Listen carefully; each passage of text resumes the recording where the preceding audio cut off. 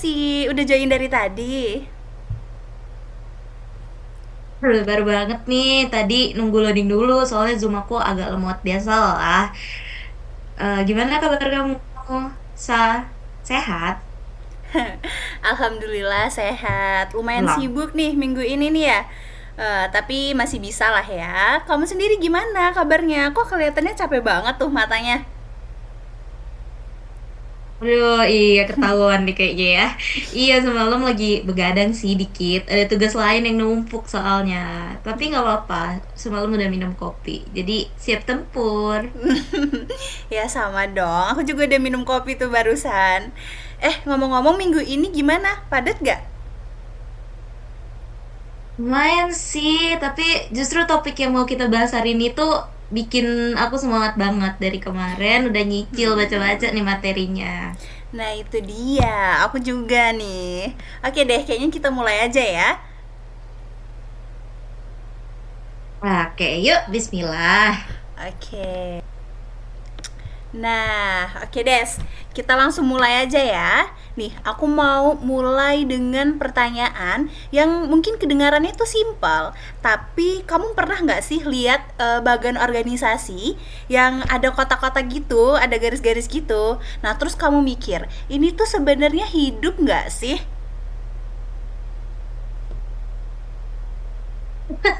Pertanyaannya absurd banget sih, tapi valid. Maksudnya hidup tuh gimana tuh? Maksudnya hidup tuh ya maksudnya kalau kita lihat dari bagannya doang nih. Nah, kesannya tuh kayak kaku dan statis banget nggak sih? Tapi kita kenyataannya kan organisasi itu dinamis dan selalu bergerak. Nah, justru itu salah kaprah dan paling sering terjadi. Organisasi itu bukan benda mati, ada konsepnya, namanya open system. Hmm. Sistem terbuka. Intinya, organisasi itu kayak makhluk hidup. Dia butuh asupan dari lingkungan luar. Memprosesnya di dalam, lalu ngeluarin sesuatu keluar lagi, gitu. Oh, jadi semacam ekosistem gitu ya. Jadi nggak bisa hidup sendiri dan harus ada pertukaran terus-menerus gitu. Exactly. Dan kalau desainnya salah, dia nggak bisa bernapas dengan baik. Lama-lama mati pelan-pelan. Itu bukan soal administrasi, ini soal kelangsungan hidup. Oh, jadi yang menarik itu desain itu juga tuh jadi alat buat prediksi di masa depan dong. Jadi kita tuh merancang struktur yang dari sekarang berdasarkan tantangan yang mungkin akan datang. Nah, jadi kita tuh bukan nunggu masalah dulu baru beraksi gitu ya. Nah, benar. Dan tantangannya makin kompleks ya. Ada globalisasi, tuntutan etika bisnis yang makin tinggi, ledakan big data, disrupsi teknologi, dan datangnya nggak ketok pintu nih. Kalau desain organisasinya masih oke, masih pakai gaya tahun 80-an yang super kaku nih ya, ya wassalam deh. Waduh, berarti kayak evolusi dong ya. Nah, mungkin kita bakal masuk lebih dalam lagi nih. Kita mungkin akan bahas strategi dan efektivitasnya mungkin. Boleh, boleh, boleh, boleh. Nah, kita masuk ke strategi dan akuitasnya ya. Oke. Nah, kita kan udah sepakat tadi tuh, organisasi itu adalah sistem terbuka dan harus adaptif. Nah, tapi setiap perusahaan itu kan beda-beda tujuannya kan. Nah, ada yang ngejar profit gede, ada yang fokus ke inovasi, ada yang mengejar keberlanjutan. Nah, ini gimana sih hubungannya sama desain? Nah, disitulah konsep arah strategi main peran. Desain organisasi harus ngikutin strategi, bukan sebaliknya. Kalau strategi kamu efisiensi biaya, mau jadi yang paling murah di pasar, struktur harus ketat dan terkontrol. Setiap pengeluaran dipantau, dan prosesnya itu juga harus distandarisasi. Oke, tapi kalau strateginya diferensiasi gimana? Jadi mau jadi yang paling inovatif tuh gimana? Beda banget. Strukturnya harus fleksibel, beri ruang kreativitas. Ibaratnya nih, kayak kamu nggak bisa maksa baju ukuran S ke badan yang ukurannya XL, bener nggak? Iya, bener lah, bener lagi. Ya analoginya tuh klasik ya, tapi pas gitu. Nah, tapi gimana Des kalau kita tahu organisasi itu udah sukses ngejalanin strateginya. Terus kalau cuman dilihat dari labanya itu kayak ada yang kurang lengkap itu gimana? Benar banget. Ada pendekatan yang lebih holistik, namanya Oke. competing values framework. Nah, Oke. efektivitas organisasi itu banyak dimensinya. Jadi bukan cuma soal profit aja, gitu. Oh, apa aja sih misalnya? Kamu bisa lihat dari kesehatan internal. Apakah komunikasi Oke. antar departemennya itu lancar, karyawan merasa didengar nggak, terus Mm-mm. dari kepuasan stakeholder, pelanggan senang atau enggak, terus ada Mm-mm. komunikasi sekitar merasa dirugikan tidak, Oke. lalu kemampuan organisasi buat dapetin dan mempertahankan sumber daya itu gimana, gitu. Oh, jadi bisa aja ya suatu perusahaan itu profitnya tinggi, tapi sebenarnya tuh kayak ada something gitu di dalam, ada sakit dari dalamnya gitu ya? Bener, bisa banget itu. Banyak perusahaan besar yang itu kelihatannya kayak sukses dari luar, tapi di dalam ada konflik budaya, karyawan yang burnout, atau informasi yang nggak mengalir dengan baik. Jadi, desain yang baik itu harus bisa menyeimbangkan semua competing value itu. Seninya ya ada di situ. Oke, jadi desainer organisasi itu kayak balancing act terus ya. Jadi oke, kita masuk ke bagian mungkin ke bagian yang lebih bikin frustasi nih ya. Waduh, apa tuh ya kira-kira? Oke, sekarang kita masuk nih ke yang bagian yang tadi kamu bilang bikin pusing banget nih. Kita Mm-mm. masuk ke bagian struktur. Waduh. Oke, pernah nggak sih kamu itu ngurusin sesuatu di kampus dan nggak harus nunggu lama cuma gara-gara nunggu tanda tangan satu orang yang lagi sibuk? Aduh, pernah banget lagi itu. Nah, itu biasanya tuh kayak masalah yang klasik sih.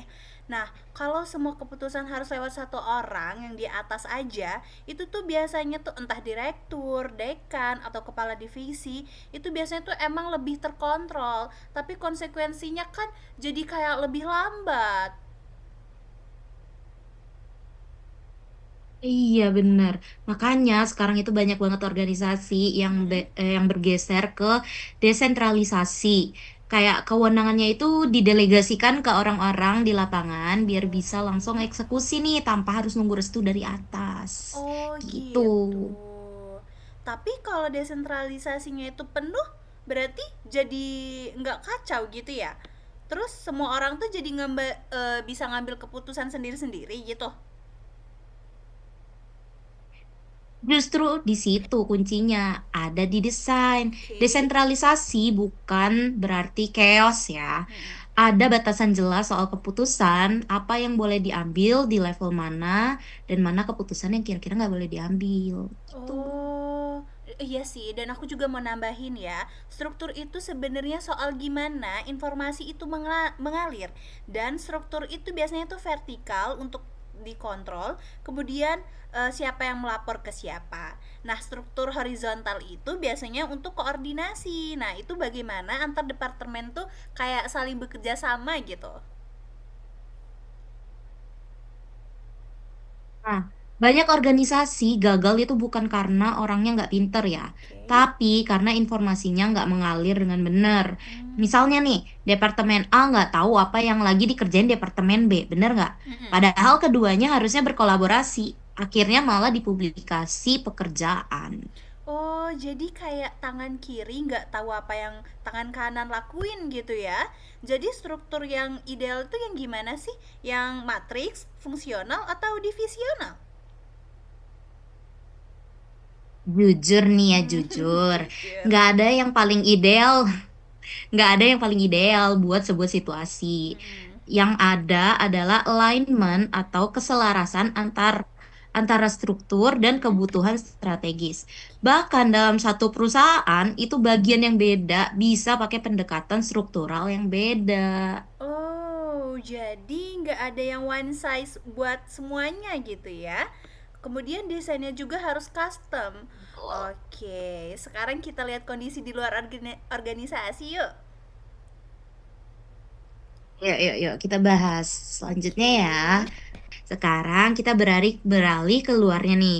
Seberapa besar kondisi lingkungan luar kayak pasar dan kompetitor. Lalu kita juga akan bahas regulasi berpengaruh ke cara organisasi yang dirancang. Oke, pengaruhnya total ya.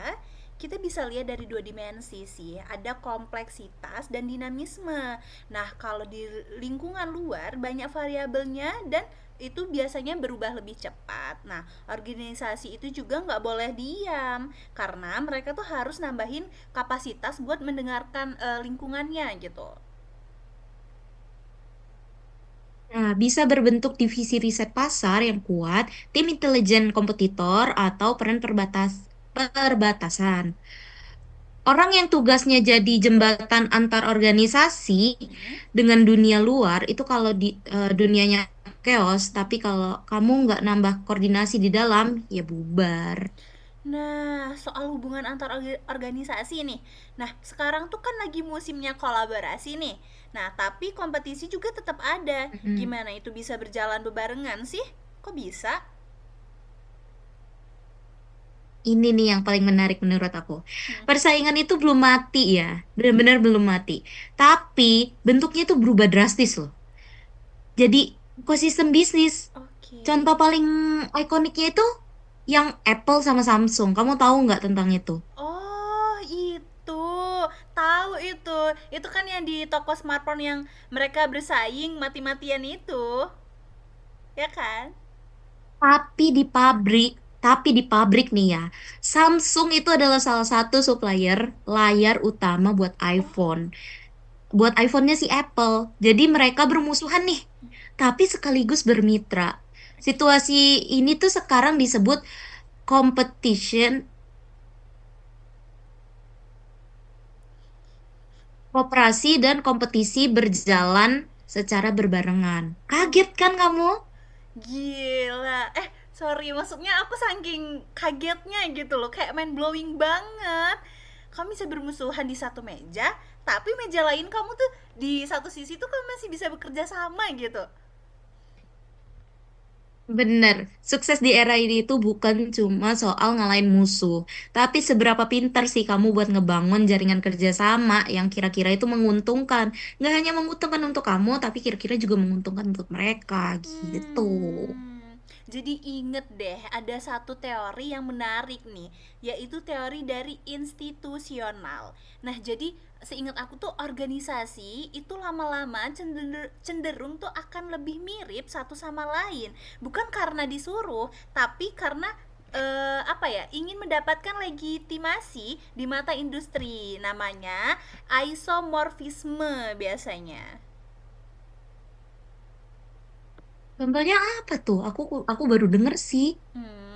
Kalau contohnya itu biasanya nih, kalau semua perusahaan top dunia tuh mulai adopsi AI, biasanya yang lainnya itu akan ikut-ikutan mengadopsi AI tersebut. Nah, walaupun tuh kadang bukan karena bener-bener butuh ya merekanya, tapi karena nggak mau kelihatan ketinggalan zaman gitulah.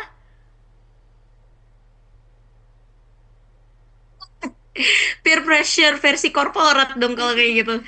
Tapi Tapi, tapi Syah, kapan kapan sih sih mengikuti mengikuti tren tren itu itu tepat tepat dan dan kapan kapan itu itu cuma cuma gaya-gayaan gaya-gayaan kontraproduktif kontraproduktif menurut kamu? Biasanya tuh kayak tetap ada batasannya ya. Batasannya tuh ada di alignmentnya itu. Nah, jadi biasanya nih kalau adopsi tren itu mendukung strategi dan meningkatkan efektivitas. Ya, kalau misalkan kayak gitu ya lakuin aja.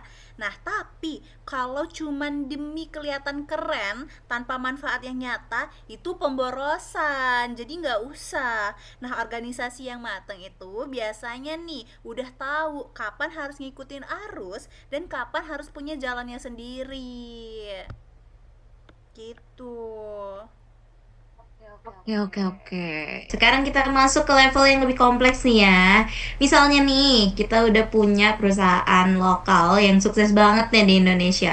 Dan sekarang mau ekspansi nih ke luar negeri. Desain organisasinya menurut kamu itu harus diganti total gak sih, Nur Asta? Kalau menurut aku ya, ini tantangannya itu udah beda level banget ini mah.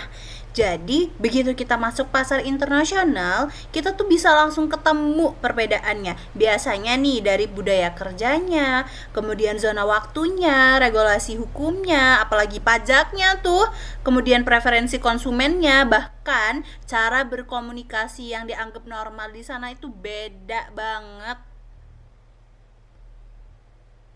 Oke, jadi kita tuh nggak bisa serta-merta bawa gaya manajemen yang berhasil di Indonesia ke Amerika, Jepang, dan Arab Saudi ya. Secara mentah-mentah lagi. Makanya ada yang dinamakan model transaksional. Iya, nah jadi transnasional itu juga tuh beda sama multinasional ya. Menurut kamu nih apa coba bedanya? Oke, menurut aku multinasional itu di setiap cabang, di setiap negara hampir berdiri sendiri-sendiri atau nggak ngikutin selera lokal lah. Tapi kurang efisien karena nggak terintegritasi nih. Internasional itu sebaliknya terlalu sentralisasi dari pusat dan kurang fleksibel buat adaptasi lokal. Oh, nah jadi transnasional itu ngambil yang terbaik dari keduanya berarti dong. Exactly. Ada standar global yang dijaga ketat untuk efisiensi dan konsistensi kualitas. Tapi setiap cabang itu punya otonomi untuk adaptasi lokal. Contoh klasiknya nih, Unilever atau Nestle. Yang masa produk mereka tuh di Indonesia, India, dan Eropa itu bisa sangat beda loh. Tapi standar keamanan pangan dan kualitas itu sama di seluruh dunia. Hmm, itu strategi yang cerdas banget sih itu tuh. Tapi itu butuh koordinasi yang luar biasa dong ya. Aduh, sangat-sangat butuh. Kamu butuh sistem komunikasi global yang mulus, budaya organisasi yang kuat sebagai lem yang menyatukan semua cabang, dan kemampuan transfer pengetahuan. Kalau di cabang Brazil nemuin cara inovatif buat neken biaya produksi, info itu harus bisa cepat dibagi ke cabang yang di Vietnam atau enggak Mesir gitu. Jadi Oh, kayak semuanya itu harus mendengar informasi itu. oh, berarti eh dan itu tuh budaya organisasi yang sering diremehkan gitu ya. Oh, jadi banyak perusahaan yang punya sistem teknologi yang canggih dan prosedurnya tuh yang lengkap biasanya, tapi gagal ya dalam ekspansi global karena budayanya tuh yang nggak kuat mungkin ya. Oke, karyawan di berbagai negara itu nggak ngerasa punya visi yang sama. Itu sih Hmm, mungkin alasannya ya. iya. Nggak ada rasa kita dalam satu tim tuh. Jadi kayak kayak individualisme banget lah. Akhirnya di setiap cabang itu jalan sendiri dan kehilangan sinerginya gitu Oh, loh. jadi semuanya itu balik ke apa ya, ke sistem berarti ya. Dan strukturnya tuh pastinya rumit ini mah. Oh, jadi intinya tuh tetap soal manusia dan bagaimana mereka terhubung gitu ya. Oke, udah Betul sangat jelas banget. banget ini ya, berarti ya. Mm-mm. Kayaknya udah terlalu dalam gak sih pembahasan kita? Oh my Mm-mm. gosh. Iya, mungkin bisa kita apa ya, tutup gitu kali ya. Oke, oke, kita tutup. Oke lah, kalau gitu, kalau boleh aku simpulin dulu ya. Kita simpulin dulu dong semuanya. Mm-mm. Oke, kalau bisa aku simpulkan, jadi desain organisasi itu bukan sekedar gambar kotak-kotak di kertas. Ini Mm-mm. tuh adalah strategi bertahan hidup nih, dan berkembang di tengah perusahaan yang nggak bisa diprediksi. Bener banget. Dan buat siapapun nih yang mau ngebangun atau ngembangin organisasi, entah itu di startup, komunitas kampus, atau perusahaan yang besar, jangan kaku. Jadi desain itu adalah alat. Nah, kalau udah nggak cocok sama tantangan yang ada, ya harus diperbarui. Jangan takut berevolusi ya. Dari perspektif eksternal, organisasi yang hebat itu adalah yang bisa baca perubahan Mm-mm. lingkungan sebelum perubahan itu memaksa mereka beradaptasi. Mm-mm. Jangan nunggu krisis, terus bangun kapasitas untuk terus mantau, belajar, dan beradaptasi sebagai DNA dari organisasi kamu. Oke. Kalau boleh aku simpulin, desain organisasi itu bukan sekedar gambar kotak-kotak di kertas ya. Ini itu adalah strategi nih buat bertahan hidup dan berkembang di tengah perusahaan yang nggak bisa diprediksi. Oke, dan nih ya aku mau nambahin juga nih. Dan ya, buat siapapun nih yang mau ngebangun atau ngembangin organisasi, entah itu di startup, kemudian komunitas kampus atau perusahaan yang lebih besar nih, jangan sampai kaku. Jadi, desain organisasi itu kan adalah alat nih. Kalau nih alatnya tuh udah nggak cocok sama tantangan yang ada, ya harus diperbarui. Jangan sampai takut berevolusi ya. Oh, kayaknya kalau aku lihat-lihat kayak pasangan ya jadinya ya. Oke, dari perspektif eksternal nih kita simpulin juga. Organisasi yang hebat adalah yang bisa baca perubahan lingkungan sebelum perubahan itu maksa mereka untuk beradaptasi. Jadi jangan nunggu krisis, bangun kapasitas untuk terus memantau, belajar, dan beradaptasi sebagai DNA dari organisasi kamu. Nah, itu bener banget. Jadi, semoga ya obrolan kita ini tuh bisa bermanfaat gitu ya. Apalagi nih buat yang lagi ngerjain tugas kuliah atau lagi ngebangun kok apa ya, komunitas gitu atau yang mimpi besar nih buat bikin bisnis sendiri. Betul. Nah, itu jangan sampai dilewatkan ya. Ini semoga bermanfaat ini untuk kita semua ini loh. Mm-mm. Betul, betul, betul, betul. Oke deh, kalau kayak Oke gitu deh, kita kalau tutup kayak dulu gitu ya kita semua. tutup dulu ya semua. Dadah Dadah semuanya. semuanya, tetap semangat. Terima kasih ya sudah mendengarkan. Bye. Bye. Bye.